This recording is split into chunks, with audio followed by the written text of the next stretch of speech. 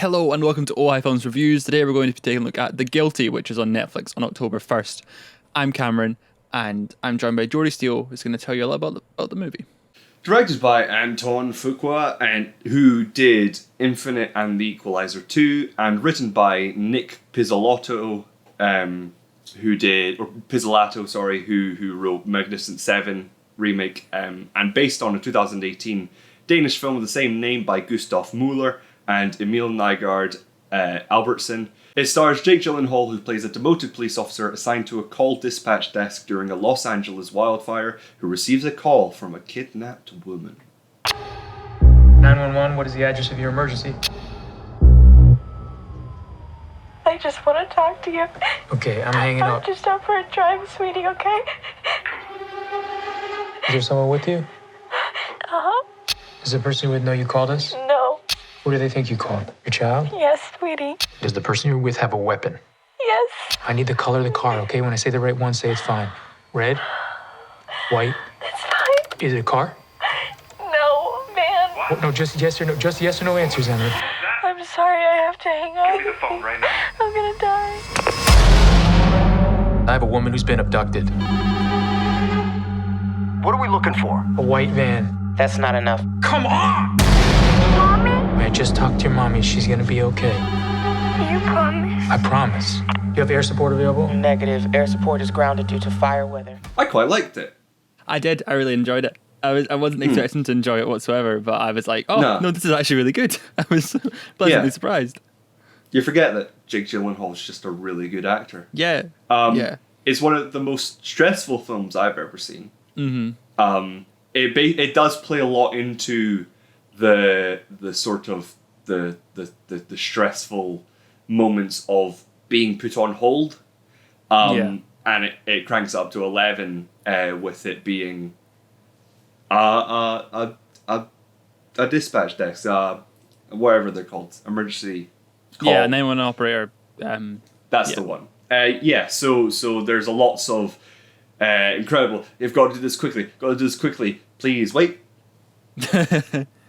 And you're just like, But he's also shit at his job. I was getting more stressed at the fact that some people, because he was focusing on the one main case, he was like getting cover people over calls and then just ignoring them. And I was like, come the fuck, what the fuck? He's the worst guy. It's like based on the worst 911 call operator ever. Yeah, it does. It does. His character is very much, and there is a reason for that because he's a demoted police officer and he's very, you get stressed very easily. And acts irrationally, and that is why he was demoted, and it also still plays into how he acts as an operator, which is fantastic. But yeah, this film, lots of twists and turns. Not as it seems. Not anything is as it seems. It's in a way that it doesn't. You can probably, if you can guess kind of where it's going to go, but at the same time, it does still feel quite satisfying when the twists do come. Like it's easy to follow where things are going to go. You can kind of guess, but also at the same time, it's like, oh, that's like interesting. That's quite cool. The main mystery of like the tomorrow that Jake Gyllenhaal has, the kind of tomorrow that's happening for him, was one of the most interesting things for him. But for me, is what was going to go on with him.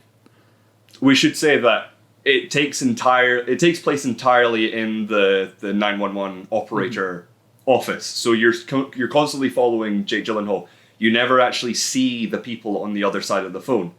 And it's a voice cast of like Riley Keough, Peter Sarsgaard, Paul Dano's at the beginning. Loads of cameos, but so you never actually know what's going on. It doesn't like cut back and forth. You never know. So when he isn't on the phone to people, you also are like, what's going on? Yeah. When are they going to call back? So it's, and when you're hearing them very talk, stressful time. The film does a really good job of, it's like the anti-film school film in a way, because it's doing a lot of telling but not showing. So you're making a lot of these images up in your head and sort of just like going like, I'm trying to like, your imagination is going, like, just kind of following along and doing a lot of the work for you. And I think that's one of the most interesting things about it, where your brain really has to sit and work out like what's happening, what's going on, and I think that's really cool. Like it does kind of cast an image in your mind, which is I've never had a film really do before in a way, in this kind of way where you're sort of you're making your own film up in your head alongside it to what's happening from the audio, which I thought was quite interesting. Yeah, and of course it had to be a remake of a foreign film and not like an original idea. I wish I had the chance to watch. I have had the chance to watch the foreign film before, and I have missed it both times. I think it is still on Netflix UK. I don't know if it's still there anymore, but I believe the original is on Netflix. Right. But I've had like 3 different chances to watch The Guilty, and I've never managed to get around to watching it, which is bad on me. Halfway through, I realized I'm pretty sure we talked about it on the Ojai Films podcast, the original Ojai Films podcast. Go check them out. But yeah, we've definitely talked about Jake Gyllenhaal producing and starring in a remake of this film. Which I thought had been in development hell. So I didn't think this film was coming out. I thought this had been stuck. But pandemic obviously managed to easy one to film in a pandemic because it's just Jake Gyllenhaal and a couple other people in a room. So shove it out really quickly. Do you plan to watch The Guilty? Are you gonna? Have you seen it? What did you think about it? You can let us know in the comments below. If you're on YouTube, please make sure to subscribe and like the video. If you're on Facebook, like the page and like the video. You can find us on Twitter at Ojai Films. I'm at CamsOG and he's at Real Jordi Steele. And we're going to London Film Festival, so there's going to be lots of London Film Festival content coming up on this channel in the next couple of weeks' time. So subscribe for all that nonsense. That'd be great. OhaiFilms.com is where you can find everything else we do. But yeah, thank you very much for watching, and we'll see you in the next one.